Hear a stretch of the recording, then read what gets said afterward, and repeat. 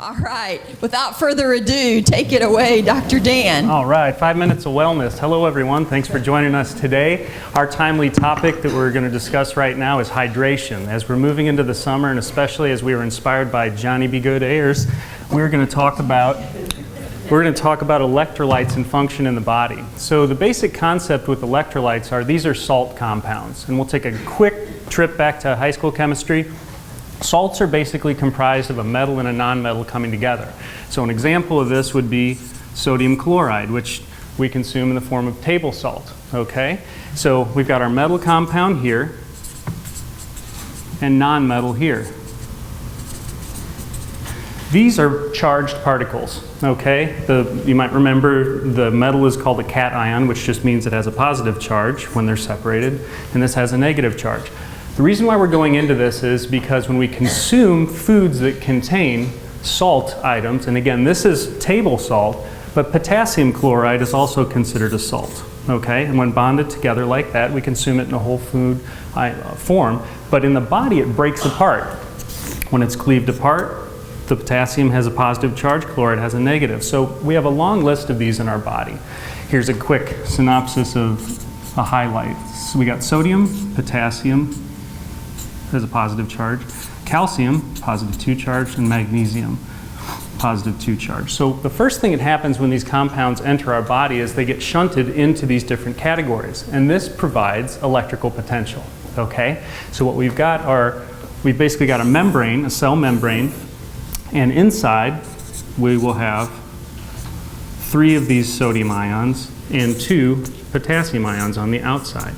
And in order to create an electrical potential, these sodium ions rush inside the cell, okay? And so that actually is how we produce electricity. It's how you're hearing me right now, because inside your inner ear, nerves are depolarizing, and this is the process that it covers. So I just wanted to give you that brief oversight.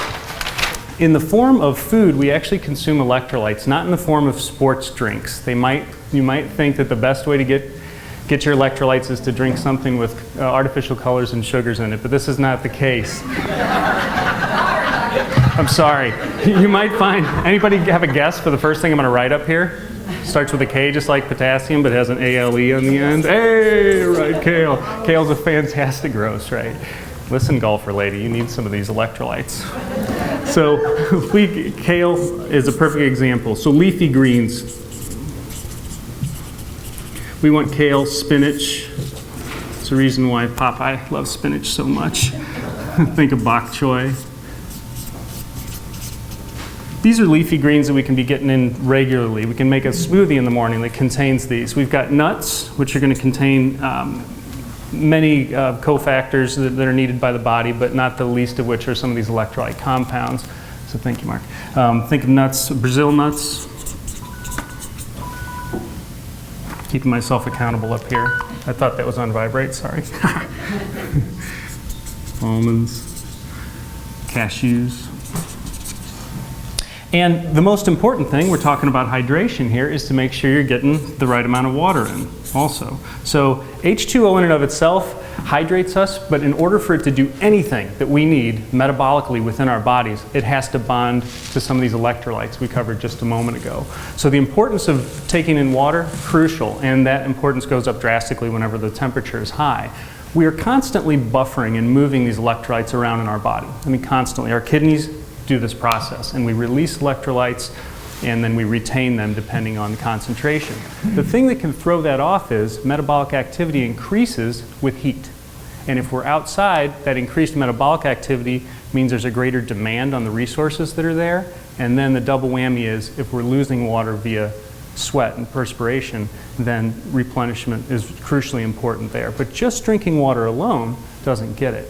We want to keep a good supply of cold water with us whenever we're outside hiking, thank you, John, golfing, running or biking, these activities that we're more likely to do in the summer.